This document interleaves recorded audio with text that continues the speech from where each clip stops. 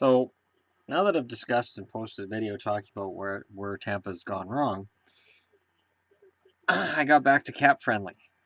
I thought, well, I've already been talking about Tampa, so let's talk about Tampa. Well, the Maple Leafs just got a 4-minute penalty that they shouldn't have got at all because the Pittsburgh guy sticked himself in the face. But it's a double minor, so Mike Babcock has to keep it together, and we'll see if the Leafs kill it off or not. It'd be a shame if they lost the game on something like that. Now, it is well known, that the Lightning have cap problems. Okay, their cap space right now is nothing. Long-term injury relief is the only thing keeping them up. Right now, Ryan Callahan's on the IR, but he has 3 more years left after this one of $5.8 million. Filppula has another year left at $5 million. Those contracts are just albatrosses hanging around the neck of the Lightning. Kucherov got signed for $4.766667 million a year for 3 years.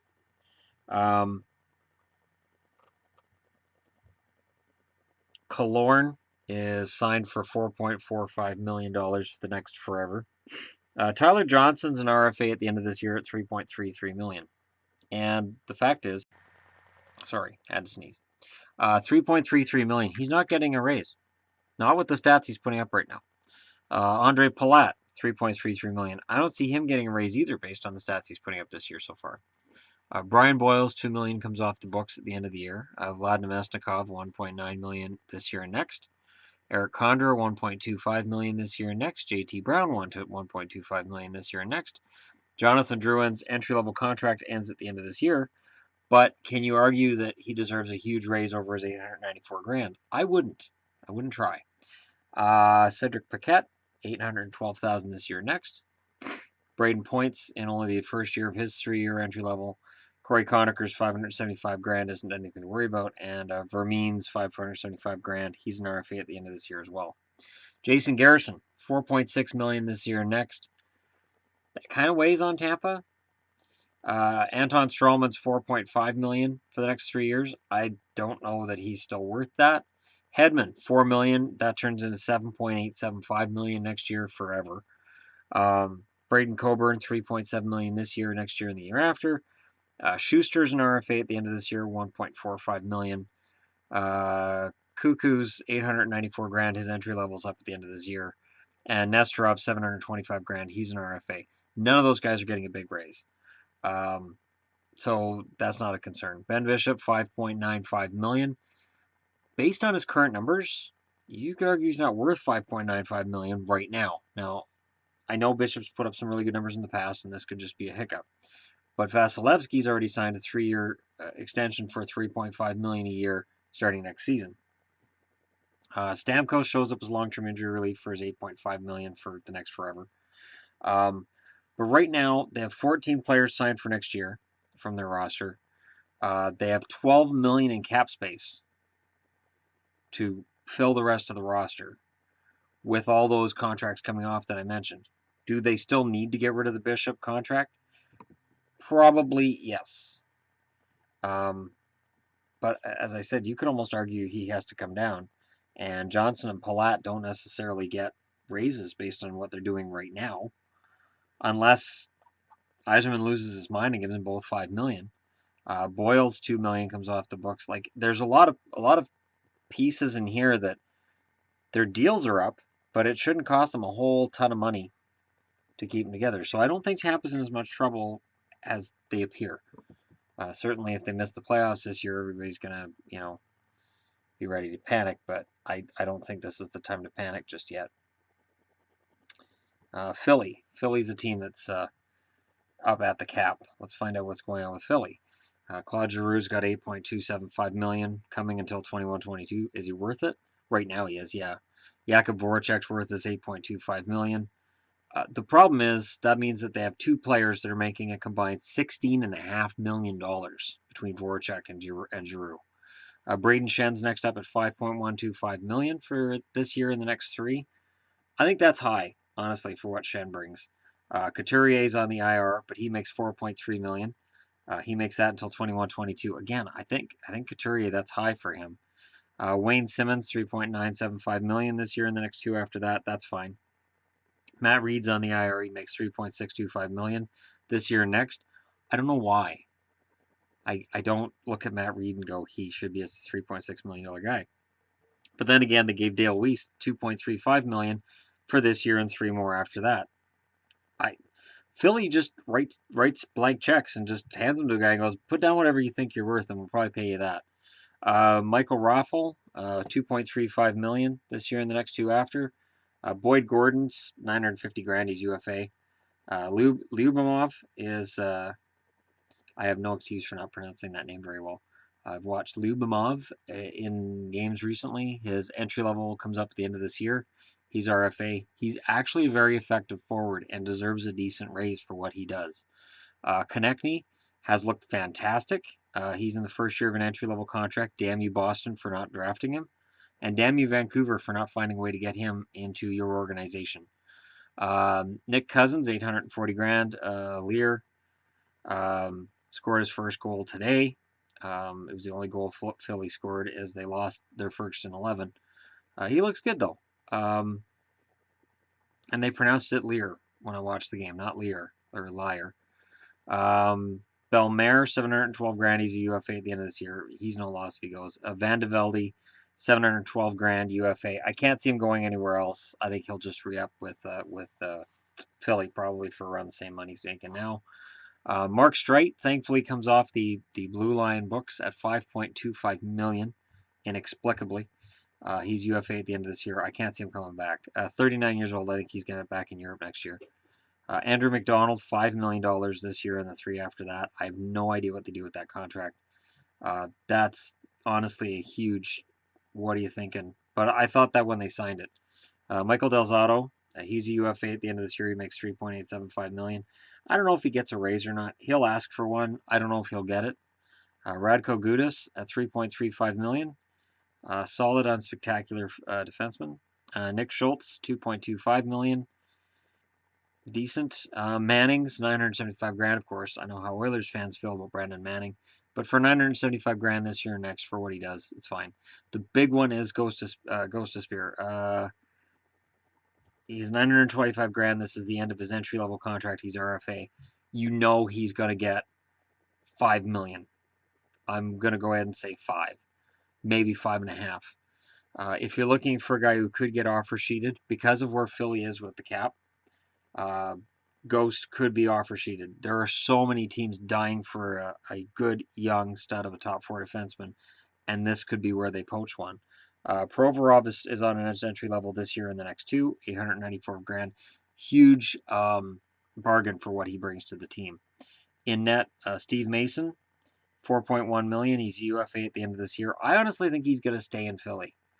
For all the talk about a month ago about Philly's goaltending problems, I think he'll stay in Philly. Stollers, $753,000. He's looked decent in the starts he's had. And RFA at the end of this year, I can't see him getting a huge raise. Michael Neuwirth is UFA at the end of this year. I could see him going to Europe. He's been through so many organizations. I just don't think he's going to be sticking around. So they have 13 players signed for next year, and they have $22 million in cap space based on the guys coming off the books next year. Philly is in much better shape right now than they look. And if they can get a couple of the bad contracts off their books as well, not just Strike, but a couple of the other ones, Philly could be deadly. The ability is there for Philly to put together a really fantastic team. A lot of really good, solid young talent. I'm really excited about the Flyers. And I'm not really a Flyers fan, but I am excited about where the team is headed right now.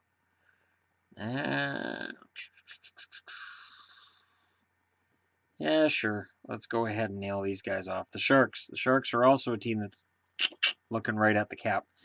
And the Sharks are a team, too, they've got a lot of older stars. So let's take a look at some of those.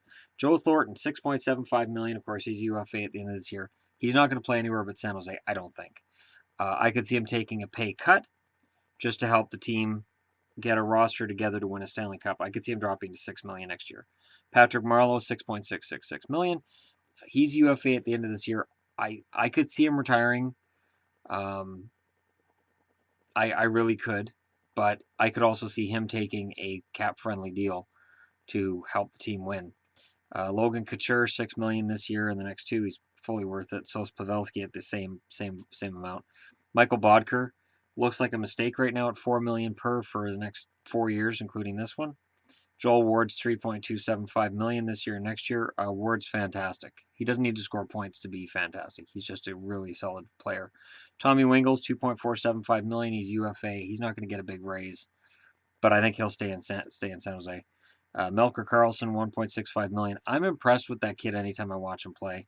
Donskoy, anybody who watched me in the playoffs last year knows that I'm a big fan of Donskoy, even if I'm not a fan of the Sharks. He's RFA at the end of this year, and he's in for a raise. Timo Meier, he's on his entry level for the next 3 years. Matt Nieto at $735 grand. He's going to at least double that, I would think, in the offseason. Kevin LeBanc, $717,000 for the next 3 years because he's on his entry level. Chris Tierney's entry level is up at the end of the season, $711 grand. He's going to get a big raise. Michael Haley, $625 grand. He's UFA at the end of this year. I don't see him staying. Brent Burns, of course, is signed. He's $8 million a year starting next year, forever. Paul Martin, $4.85 million this year and the next 2. That's pricey, but you get what you pay for, I guess. Vlasic, $4.25 million this year and next.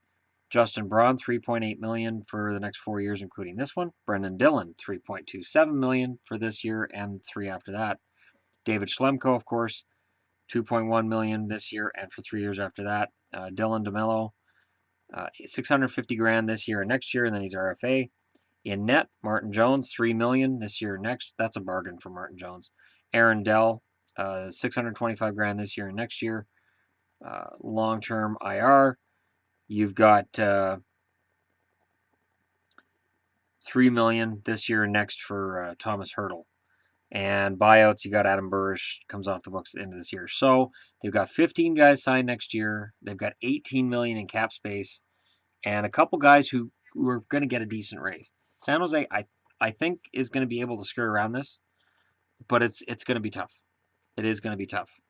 They're lucky Martin Jones isn't up at the end of this year. They're lucky they got him for another year at $3 million, because if he was up at the end of this year, he's getting a big raise on that $3 million.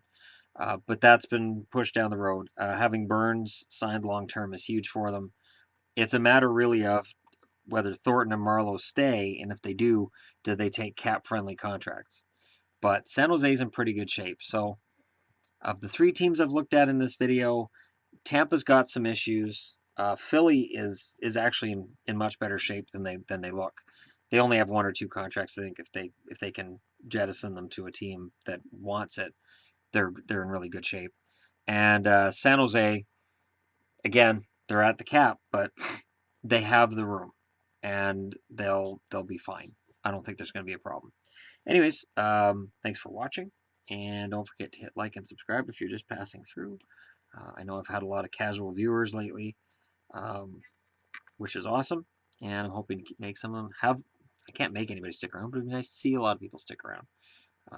And let me know in the comments what you think about which team you think is going to have major cap issues. And so now I've done Detroit, Pittsburgh, Anaheim, Philly, San Jose, Tampa.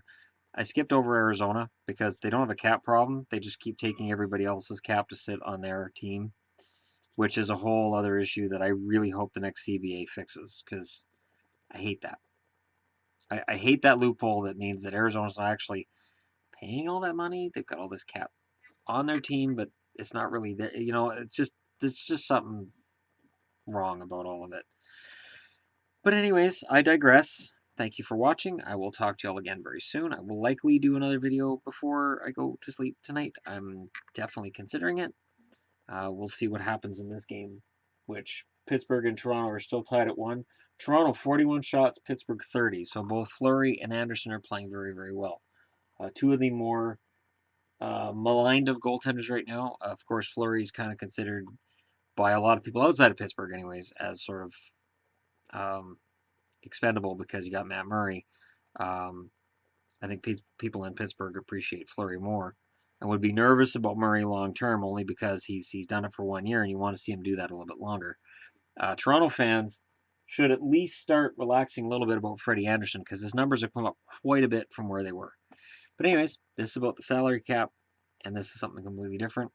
And I hope you enjoyed it.